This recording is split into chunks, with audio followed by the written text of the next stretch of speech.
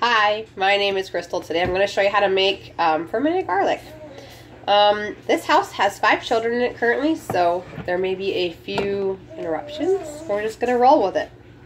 So to make fermented garlic, all you need is garlic and raw honey.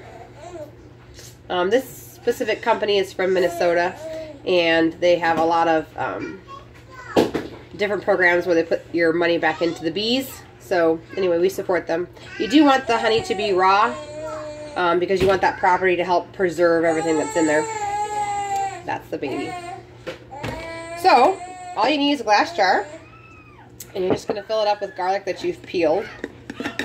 There's a lot of different ways to peel garlic. I like the smash version. Can you just wait a second? Because I'm recording like right now, you know. So we're going to smash the garlic.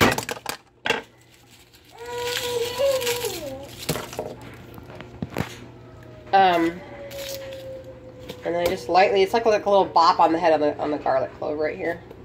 You don't want to like completely smash it. But if you bop it, it needs a little more bopping.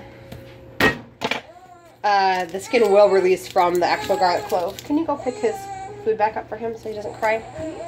Anyway, then you take your peeled garlic clove and in it goes. And you just fill whatever size jar you want. We use a lot of this during the winter for cold and flus because garlic is a natural antiviral, antibiotic, and antimicrobial.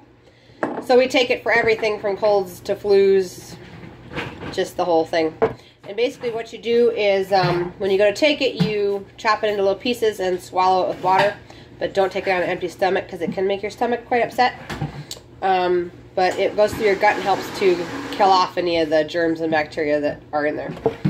Anyway, so now that we have our jar filled and we're getting extra help, apparently, we're going to add our honey. This is raw honey once again, so don't forget about that. It uses quite a bit of honey, but you end up eating it too. So anyway, we're just going to cover the garlic in honey. And unlike other ferments, this particular ferment does not need a weight to weigh the garlic down.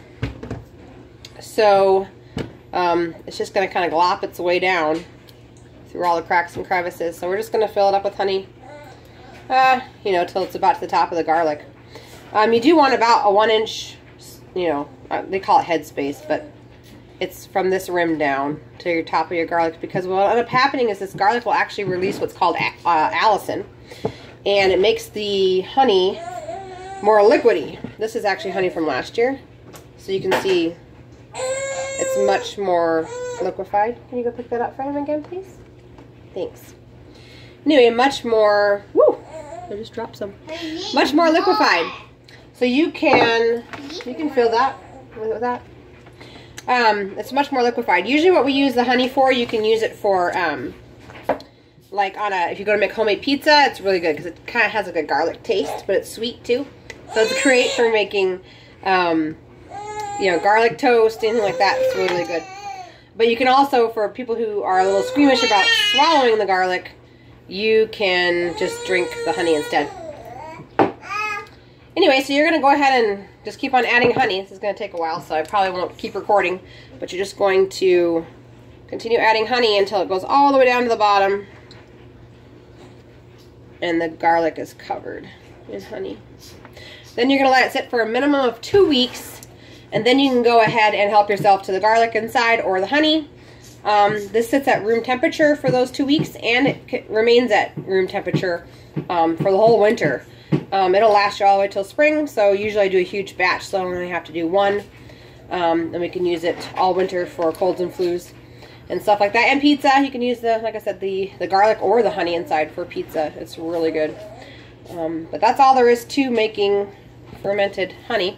You will want to, after I fill this completely up with honey and the garlic is submerged, you're going to want to go ahead and put just a plain lid. It doesn't need a special lid. Doesn't need anything.